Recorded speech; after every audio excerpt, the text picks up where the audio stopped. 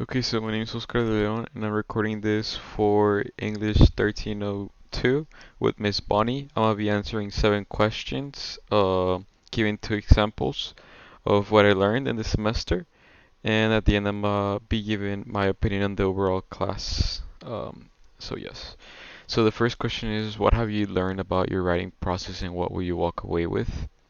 So, one of the main things that I want to talk on is how I used to put in a lot of time, arranging the information that I used to acquire uh, throughout gathering my sources. I would spend too much time really just explaining something that I had just like learned about without really knowing much of it at all.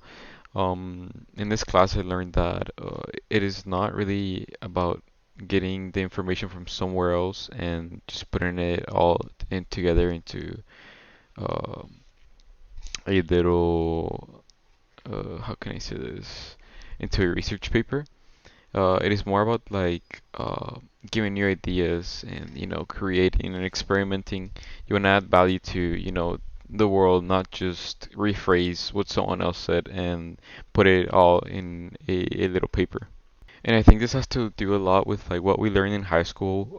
In high school, I remember just learning about how to use an MLA format, how to properly arrange it in order to get um, a good essay and research overall.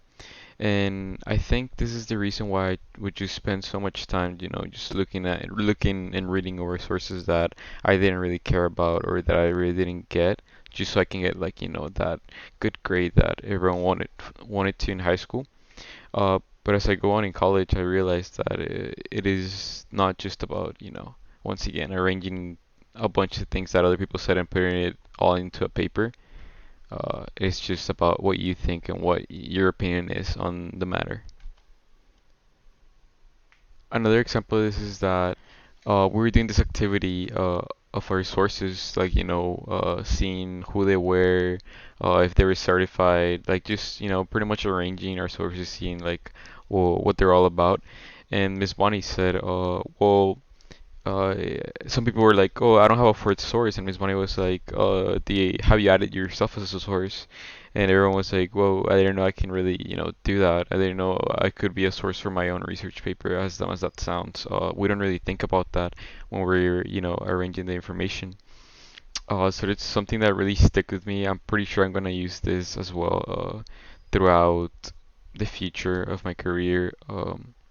And after, like, just giving my overall opinion and, having myself as a source is something that I never really knew you could do until I took this class. Question two is, what have you learned about your research process and what will you walk away with? I learned that while doing research, again, I would take so much time just looking and looking and looking for sources. Something that really helped me cut time was, the use of keywords and keyword strategies. Ms. Bonnie taught us that, as you can see here, uh, using, the word and, it's not really, it doesn't really affect the search tab. It's mainly, basically a comma that the Google rhythm uses to look for certain keywords. Like it looks for articles that use, for example, in this case, con artist, trust, manipulation. It won't really look into the end. It's just like a comma there. And this is a strategy that really helped me, cut down time and find more reliable sources, since they were full of the keywords that I wanted to investigate on. So in the future, I'll be using this in order to save time and have better, more intriguing topics of my liking. This will cause my research to be more exact with what I'm trying to convey, as well as it will be easier to find certain topics. Another thing that I learned about, doing research is that not everything's a good source in the internet. Before in high school, I would just look at a big, you know, it looks like a reliable source. It has like a lot of, the author and whatnot, and they say that they're all this, but in reality, you don't know who posted that. You don't really know the person who decided to gather that information and put it online. You don't know if it's true. You don't know if it's correct. So you need to test it. You need to test your own, you need to do your own experiments about the subject that you're researching on. So, for example, I was gonna use this source right here. It is from a newspaper. I'm not gonna reveal who it is because that's like the female character if it's wrong. But a lot of the things that they were talking about, I didn't really like, so I decided not to use that.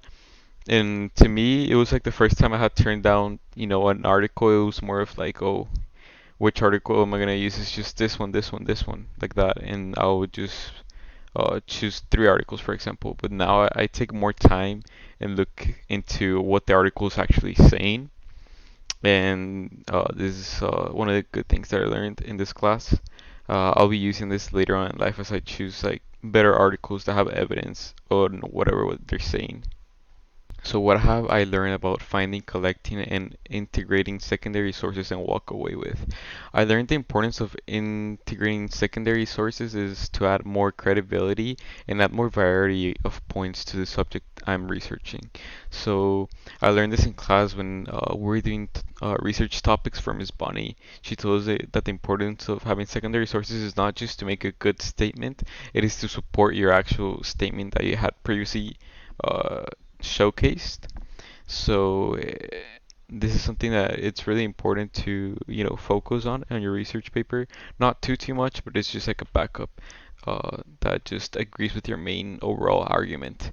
I'll be using this later on in my papers and projects to ensure that the paper that the audience is reading is like a good quality paper that, doesn't just focuses on one source, it focuses on a variety of different sources and articles. Another thing I learned about this question is that another about my secondary sources is what they are. I didn't really know when I started the class what secondary sources were or had to be, but secondary sources are usually textbooks, dictionaries, encyclopedias, books, political commentary, biographies, this newspaper, and all of this. I learned it through the UTRGV library. Most of the sources that I used in my projects and social media posts, I will get them for the UTRGV library and other libraries around the internet. So I'll be using this for sure later on. And anytime I have to do like a project or a research, I'll make sure to, look for dictionaries, books, biographies, articles that people don't really look too much into, but that they still give you a lot of value for your papers. The fourth question was how was my understanding of writing or design with a purpose developed over the course of the semester? So I learned that when creating anything, you need to first find the purpose of that project. When having a purpose in mind of whatever you want your audience to do with your project, it will be much more effective as you create it. And I learned this in class when we were asked what the purpose of our social media page was. I tried to come up with one. It was really hard. So in my mind, I was just like, "Wow, I actually have no like this has no purpose. Like, what am I gonna do? What will people think when they see this? Well, they have to expect something from it. I can't just leave it like that." So that's why I added like more in the comment section. I told them, oh, what they should do, what they can do to help others. Give them pretty much a purpose instead of just spinning information and putting it out there in the world. It is much more important to, you know, give them a task basically to your audience. That way, they can stay focused and do whatever you want your paper to do.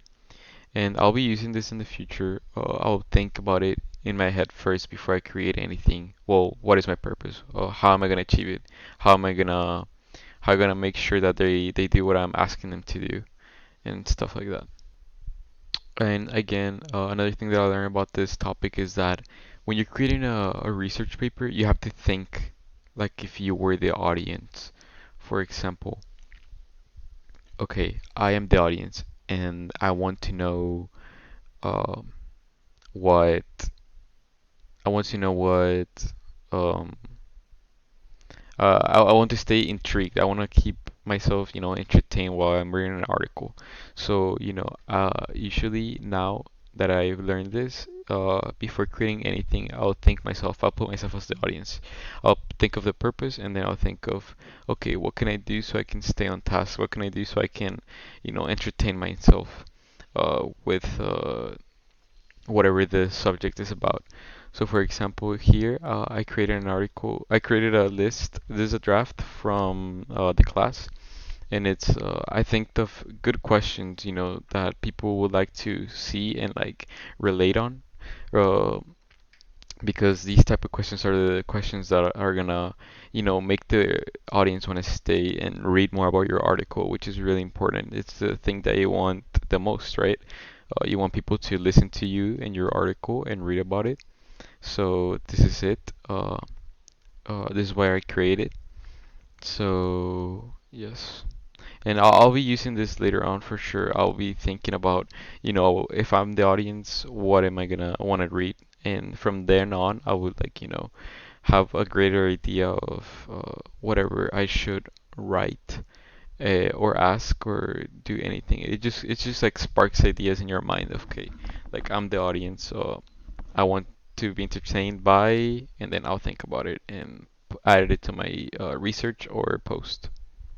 Question 5 is how you analyze your audience and purpose to choose and create a form of genre. So the way that I analyzed my audience, first I thought of like, who's watching this. When creating my social media, I learned that we need to appeal to our audience with our purpose. When creating posts to do for your audience, you need to appeal to their likings based on the genre. If your topic appeals to, let's say, the medical field, you would want a very professional and scientific profile of whatever your post or research is, because medical people are pretty much seen as like prestigious and well-respected individuals that like to be formal.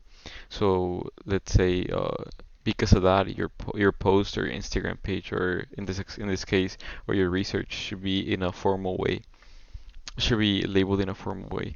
So I learned this in class when we were planning our post and what they should look like. Um, should they always be should always we should always ask before making the post, um, you know, what what I think my audience is gonna like to see. Are they gonna see like vibrant colors? Or are they gonna want to see just factual evidence with evidence? I mean, just factual facts with evidence at the end, or would they want to see, a more interactive kind of deal? In my case, since I'm talking about con artists and my audience is mainly young adults, I would put vibrant colors in my posts, as you can see here, and I would also interact with them, telling them my purpose. So look in the comment section right here, I would put spread the word and help others to be more aware and careful in their social media. Pretty much giving them a task. And the vibrant colors just helps them, stay hooked in what I'm saying. So in the future, I'll be making sure that my post appeals to my specific audience and use strategies such as hashtags or any type of exposure necessary. Another thing that I learned about this is that when creating a project, you need to make sure that you have a target audience from the start. I learned this when we were creating our social media posts. Um, so you need to have a target audience from the get-go. When you start your idea, you need to. It's like one of the first things I need to think about. Like, who am I gonna speak to? Who do I want to speak to? And how I'm gonna get their attention. So, for example, if I'm trying to speak to young adults, I would go in an Instagram page like I did in my social media posts. Um, I went because there's a lot of young adults that are there, and it's where I would get most of my exposure for a great value.